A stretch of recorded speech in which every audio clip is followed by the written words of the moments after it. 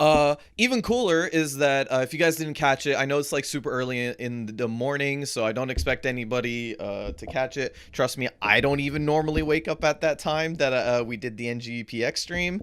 But during the NGPX stream, we did finally have trailers for some upcoming games, the ones that you've known about. So actually, what I'm going to do to start the stream is watch them for the first time on the stream with you guys, and then we'll get into the game, we'll get into Cafe Enchanté, and we'll talk about the trailers as well. If that sounds like fun to you guys, it sounds like fun to me. So let's do that. Woo, that song is really good. Yo, that song is really good. How's it going, everybody? Sorry, I was trying to stay quiet during that song. Dark Queen Hell, but I will have to get you the name. By the way, how's it going, everybody? I saw a bunch of hellos when I was putting up the trailer. I saw a bunch of hellos. So how's it going, everybody? I hope you guys are all doing well. I wanted to go through the trailers really quick, and if you guys missed it from the NGPX stream, just to show you guys all, we've been talking about these for what, like 3 months now, right? Or something like that. So it's like, why not show it on the stream as well? Because I'm also super excited for it. I love the art. The art, like, I always really like when people have, when the lines are really thinly drawn. It gives it like a sort of like, a lot of the characters have a sort of a really cool sharpness to them. I think it looks really, really good. That song is incredible. I will find that song. Wow, that was a jam. Whew. That was awesome. Okay, I'm gonna do Olympia Soiree next. Ooh, it's a much softer sound. That was cool. The song is way more like flowy and so I wonder if the game game's gonna be like that a little bit more, like a little bit more flowy. And it seems very heartfelt. Like it felt like a lot of like in the first one when we're watching Dairoku, it was like there was a lot of very provocative sort of imagery that was going on with the characters. This one's felt like it was more emotional. Does that make any sense? Am I being a crazy person? Or what it like, do you guys have different thoughts about what about the differences between them? Because that's how I felt. The art, yeah, or I do not know the artist by heart, Satoi. But the art's really, really good. The art's really good. It's incredible how crazy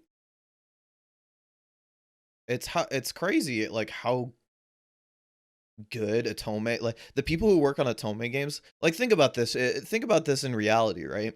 Otome People who make Otome games not only have to make a different story and like make a branching story that sort of works with all the characters and doesn't overlap or contradict one each other, but they also have to create characters that are new and interesting every single time. That's crazy. Where's I'm already telling you my favorite boy here. Hold on. It's so easy. It's so easy. I play Kai. Where is he? Where is he? There he is. Look at this guy. Look at this guy. He's got the blue and white and gold? Yeah, I'm sold. That's it. Good game. I don't care. I've played Kai in Guilty Gear for over 20 years. You don't think that's not even slightly my type? And let me tell you, as a kid, trust me, as a kid, when you're 5-6 years old, you don't have any sort of decision making that goes beyond, I think that looks cool, or I think that looks good. This guy came out with a sword, and it uses lightning, and he had cool hair. That is it. That is all I needed. Sword, cool hair, blue is extra. That's working out for me. I don't usually call out my favorite boy before, or favorite character before something starts, but here we are. All right, last one. I saved this one because I was the most excited for it, but this one's variable block barricade. Wow. That first part really caught me off guard. I'll be honest with you. This part right here. Hold on.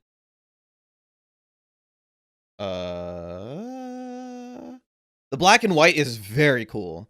You know what's really cool about the black and white? I guess we can do this. Whoops. Here, I'm gonna lower it just a little bit so I can hear myself talk. So what's really cool about the black and white is that it cuts into this right here, and then you have like all of these really cool colors, right? And then like every color in the trailer is like clearly defined and outlined, right? I think that's really cool. Like I know like what's pretty common is that, or I was talking about color blocking. Okay, you know the actual term for it. I'm sorry.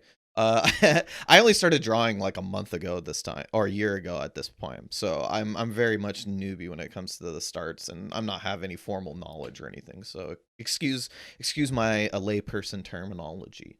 But what's really cool is not only like the coloring aspect, but like every time a color shows up in the trailer, like the color pops and it sort of directs your eye towards exactly what you want, right? Even in this shot where it's like sort of a way more busy than any of the previous other shots, it sort of directs you towards the character. Also, all of the eyes, all of the characters have really, really nice eyes. Hold on. Yeah, thank you for cutting off all the eyes trailer. I was trying to make a point. There you go. Yeah, like all the characters have like really, really cool eyes, or really well drawn eyes. Which is always neat. Oh, what I wanted to say. Yeah, so like very normally, like Otome, I guess like when Otome characters are created, they sort of created with an art or a color scheme in mind, and they sort of get attached to that color scheme as they go throughout the game. And I sort of realized that through playing a lot of Wintertide Miracle and playing through so far what we've gotten through Cafe Enchanté and Pio Fiore, where I realize that there's colors that the characters mostly embody and they carry throughout. It's on purpose. It's to make them distinct and unique. But the colors like super duper pop in this, right? Which is really, really cool. Like even as just a highlight here, like the colors pop incredibly well.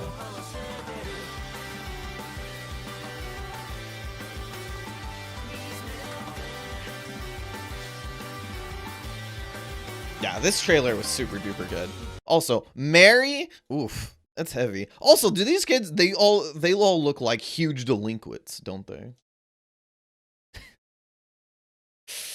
They all look like huge delinquents.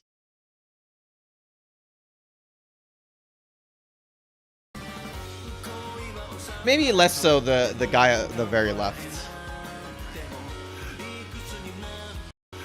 Holy. Did I miss it?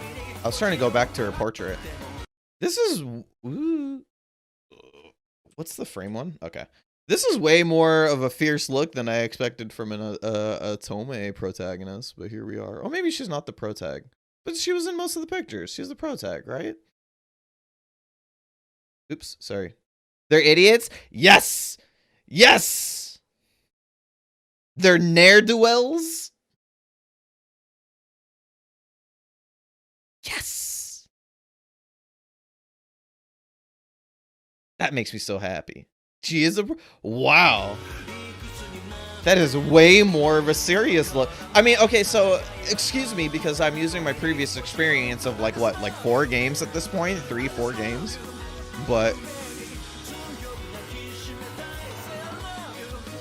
I'm super excited for this. I did not intend to spend this much time on this last one. I did not mean to show favor to one game over the next.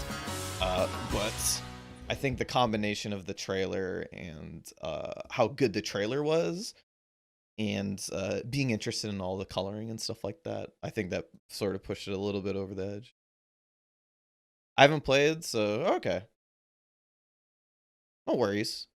Yeah, no spoilers for anybody. I should say something like that. Like, you know, for anybody who has previously played the game, it'd be nice if you guys did not share spoilers in chat, because for many people, the localization will be the first time that they play it. Listen, all right. Then you know what? Honestly, my consistent fear with streaming Otome games is that I am not I cannot come from the same uh perspective as you guys can. But I man, if we're talking about enjoying idiots as characters, just I'm home. Absolutely. If this is what Otome fans love, I'm now officially an Otome fan, because the idiot characters are always far and beyond the most endearing and enjoyable characters. By far. If you've noticed like any of my favorite characters in anime, like you'll just notice like in what's it called? In brains melting. Haiku, like my favorite characters would be Bokuto and Hinata, which are like the dumbest characters in the show, but they're also like super endearing and cute. It works out that way, doesn't it? Okay. So there's a couple other trailers. Let me see if I can pull them up really quick. Or actually, we should probably get started. We're a little bit farther in, or farther in than I thought we would be. I'll show more trailers next time. But for this one, I wanted to just show obviously the three that we've been talking about for a little bit. Thank you guys for joining me for watching trailers. That was fun. I will say that probably not to give attention to one game over the other, but I think so obviously the variable barricade one drew a lot of interest from me, but that Dairoku one was really good too. Olympia Soiree was also very good, don't get me wrong. The art was incredible, and obviously that having, you know what was really, I think, even cooler about having all of them at the same time is that they're very different from each other. I think I said this with Anne before, and she's also relayed this, but every time I stream Otome games, I always learn something from you guys. I really do. Yeah, it's a very good variety. That's a good word for it. It's a very good variety. Like you can, if like, let's say for example that like you were to purchase all three of them at the same time, I think you would be able to, oh, I have to press one more time. You'd be able to enjoy all of them at the same time, I think, because they're so different from one another. And I think that especially with like, if you're gonna play Otome games, I think it would be really good to like, if obviously if you're willing to give things a different try, having the ability to go from game to game sort of keeps your interest in it by keeping the up and down and changing the pace, as opposed to having something be the same theme or the same motif or the same feeling as it is every single other game, right? Which is like cool. Like I mean, you know, what this will like, if I were to, let's say, add those games to the list of Otome games that I played, which would be like 5, 6, and 7, they would still be entirely different from all of the other ones. That's kind of what you want. And I said this on the NGPX stream, but I think it's really cool that in general, Otome fans are pretty darn accepting of going outside of their wheelhouse or outside of their favorite set of style for an Otome game to play different ones. And what happens, or what I've noticed happens, is that usually Otome fans usually find something else to attach themselves to and then buy into the game entirely, which is like unlike any other genre. I will tell you that like most other genres don't have anything like that at that level, at that sort of at that percentage of the fan base acting in that manner. What I mean by that is that like an Otome fan will pick up a game because they have like there's a design for one of the characters that they really like, or like there is one of their favorite voice actors is in it, or they simply just like the theme of the game itself, and then we'll learn everything else about the voice actors, the story, the characters afterwards. Like, they will pick something very simple. If the whole package doesn't appeal to them immediately, they'll pick something very simple and then dive into it wholeheartedly regardless, which is cool. Yeah, great thing to do in front of 2,000 people, right? I am never gonna call myself, like, I can never call myself anything above a terrible streamer after that. I will never recover.